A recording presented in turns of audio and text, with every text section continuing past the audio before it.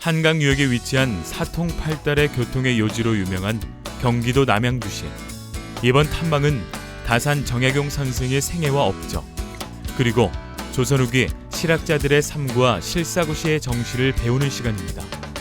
남양주 다산 유적지의 실학박물관과 다산 정약용 선생의 생가와 묘를 돌아보며 다산 정약용 선생과 조선 후기 실학자들에 대해 알 수 있는 흥미로운 탐방이 될 것입니다.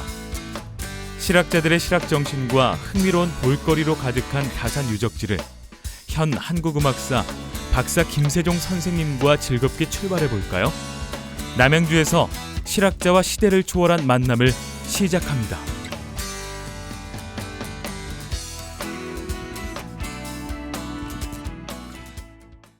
여기 지금 여러분들이 와 있는 데는 실학박물관이라는데, 그러면 무엇부터 알아야 되겠어요?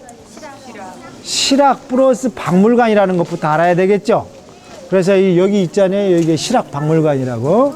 그러면 실학이 뭔지를 알아야 되는데, 실학이라고 하는 것은 실사구시의 이 줄임말인데, 이 실사구시라고 하는 것은 뭐냐면 현실적인 일에 현실적인 대안을 찾고 현실적인 일을 이렇게 개척해 가자, 그런 뜻이에요.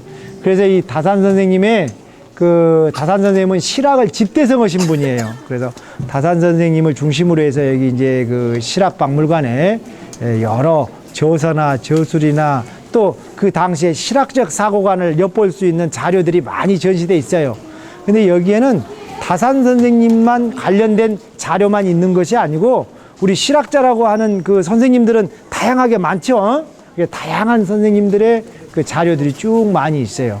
그래서 여기에 전시되어 있는 그 유물들은 전부 다 그 당시에 현실적인 문제를 개척해가고 현실적인 문제를 고민하고 현실적 지혜를 이렇게 엿볼 수 있는 자료들이에요.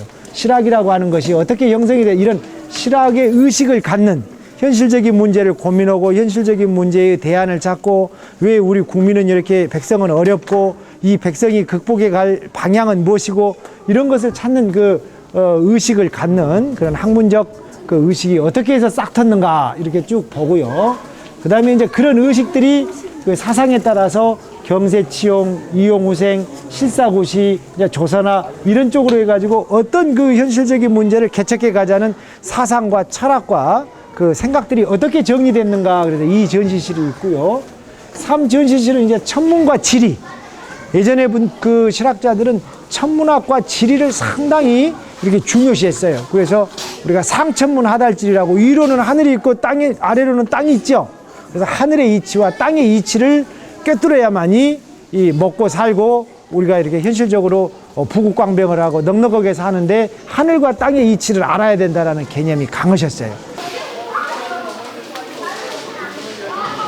그러니까 항상 이런 전도나 지도를 보면 동서남으로 펼쳐 있는 문이 이 동서남북으로 어떻게 나와 있는가. 그러면 지금 이 경복궁은 어느 쪽에 있어요? 이게 서쪽하고 여기 북쪽 그 사이에 있죠. 서북방 사이에 딱 여기 경복궁이 있는 거죠. 경복궁에서 거리가 제기를 딱 십리. 경복궁에서 십리가 되는 데가 어디겠어요? 이거는 퀴즈 문제. 육조거리? 왕십리. 아, 왕십리. 왕십리 엄청 많이. 이 경복궁을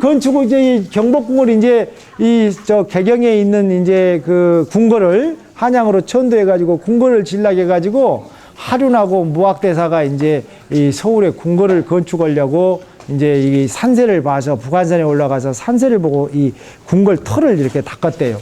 그런데 이 처음 궁궐 터가 어디냐면 지금 왕십리를 궁궐 터로 잡으려고 그랬어요. 그런데 왕십리를 개발하다 보니까 가랑자, 열십자 딱 이런 비석이 하나 나온 거예요. 그래서 이제 그분들이 무릎을 치면서, 아, 이건 신의 계시구나. 여기서 십리를 가서 궁궐을 만들으라는 신의 계시가 있었구나. 그래가지고 왕십리에서 십리를 가서 궁궐을 만든 데가 여기 경복궁이에요. 그래서 왕십리가 된 거예요. 아시겠죠? 네. 재밌죠? 네. 그래서 서울 이렇게 그 동네마다 또 리마다 이 서울의 그 거리마다의 그런 그 소위 스토리텔링을 알고 보면은 상당히 다 재밌는 데 있죠. 조선조 후기에 우리나라 전국을 실측 답사해 가지고 그 지도를 만드신 분이 누구예요? 김정호. 김정호가 만든 지도 이름이 뭐예요? 대동여지도. 김정호 대동여지도 외워두세요. 우리나라의 김정호의 그 대동여지도의 특징은 뭐냐면 여기를 전부 그 실측을 하신 거예요. 발로 걸어가지고. 직접 발로 걸어서 실측을 하셔가지고 지도를 만드신 게 대동. 대동이라는 것은 큰 대자 동력동자. 우리나라를 대동, 청구 그랬어요. 그래서 이 동쪽에 큰 나라의 지도다 그 말이에요. 동쪽에 있는 우리나라의 그 빠트림이 없이 자세히 기록된 큰 지도다. 대동여지도. 이게 혼천이에요. 조선시대. 저기는 일본 거, 중국 거 있고 이게 우리나라식 혼천이에요. 이건 태양계의 행성이 그 태양계의 행성의 유치가 어느 유치에 몇월 며칠 날 몇월 달이 되면 태양계의 행성의 별이 어디에 있다 이런 걸 알아보기 쉽게 하는 이 기구예요. 대단하죠? 지금 여기 나오는 그림은 다산 정약용 할아버지의 둘째 형님 정약전께서 쓴 책이 자산어보예요. 그 자산어보에 대한 이야기를 지금 그 홍어장수 그 이야기를 지금 설명한 거예요. 알겠죠? 그리고 연사포로 가다가 한강에 밀려 그만 오키나와로 표류지 뭡니까? 저 할아버지가 누구라고요? 정약전은 다산 정약용 할아버지의 둘째 형님이에요. 여기가 지금 흑산도를 배경으로 하는 거예요. 정약전 할아버지의 고민이 뭐였어요? 예.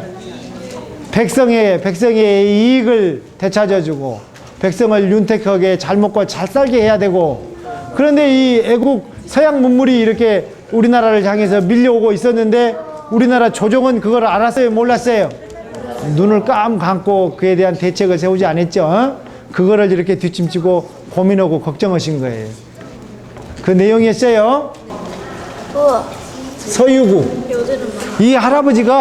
이 서유구 할아버지가 우리나라의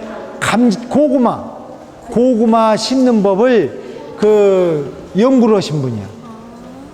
감자 고구마 심는 법을 연구하신 분이 이 서유구 실학자 할아버지. 서유구. 호가 풍석이야. 풍석 서유구라고. 이분이 농업 기술을 그 개발하고 연구하신 분이 이 할아버지야.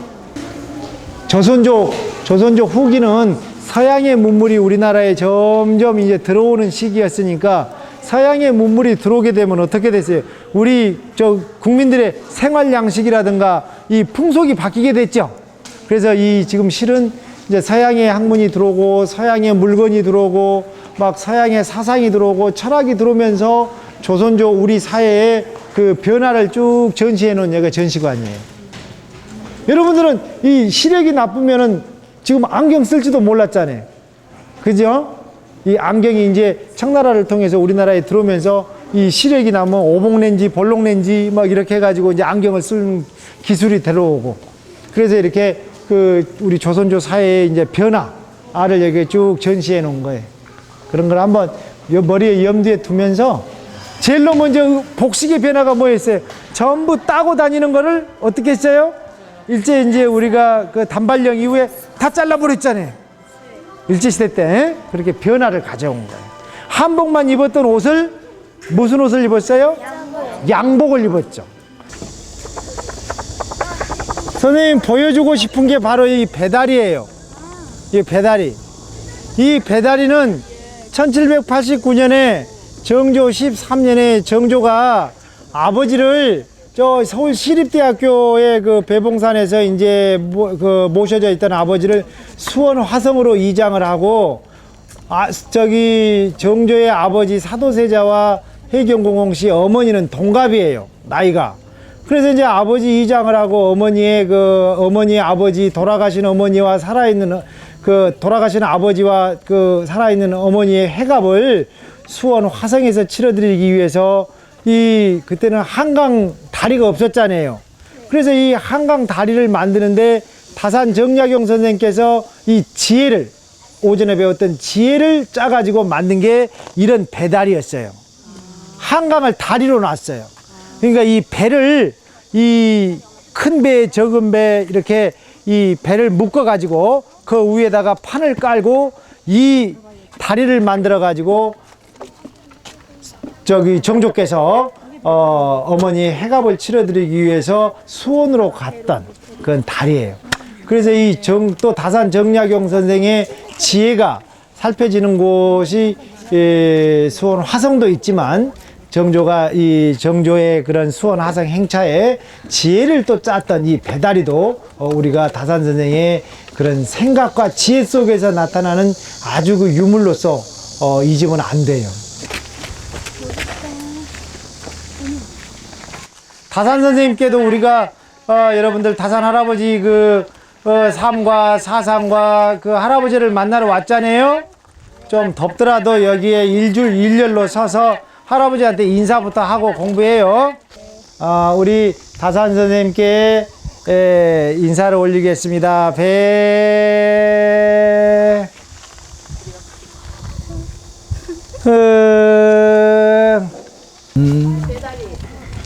생가.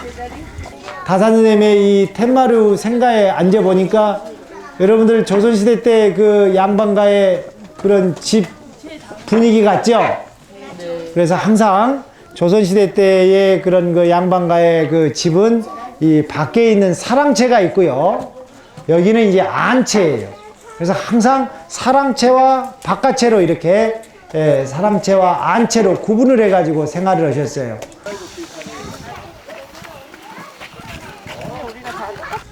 여러분들 거듭 강조하지만 다산 선생님의 그 75세의 그 삶은 정말로 한마디로 말하면 지혜로서 사신 분이라고 정리할 수 있어요. 다산 선생님은 첫째도 지혜, 둘째도 지혜, 셋째도 지혜.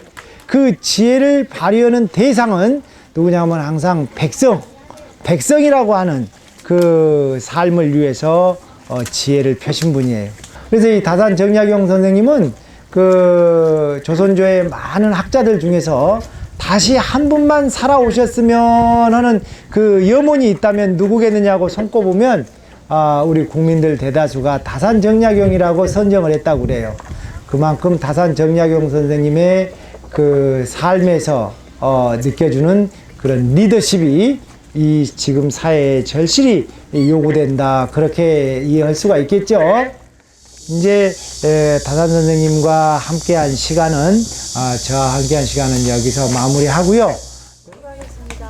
감사합니다. 예, 감사합니다.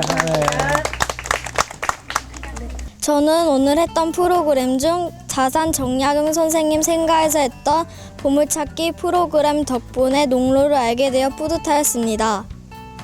다산 정약용 선생님이 만드신 거중기를 강의에서만 봤는데 직접 보니 강의에서 본 모습보다 커서 신기하고 이 기회에 정약용 선생님을 알게 되어서 좋았습니다. 이번 탐방의 주제 도서는 이덕일 저자의 정약용 선생님이 지은 다산 천자문입니다. 다산 정약용이 엮은 아학편을 어린이들의 눈높이와 한자 학습 과정에 맞추어 다양한 분야의 쉽고 재미있는 이야기를 통해 풀어낸 책입니다. 삶의 터전인 수원성의 축조자 다산 정약용 선생님에 대해서 이제 초등학생들 아이들도 알고 그분의 사상과 그리고 인문 정신을 계승을 해야 되겠다는 필요성에 의해서 그런 것이고요. 가족이 함께 손잡고 단란하게 이렇게 탐방에 참여하는 것은 모습이 굉장히 좋았어요. 수원시 반달 어린이 도서관은 2014년 7월 27일에 개관했으며 어린이에게 책에 대한 흥미와 독서 공간을 제공함과 동시에 다양한 체험 프로그램을 통해 복합문화 공간의 역할을 하는 도서관입니다.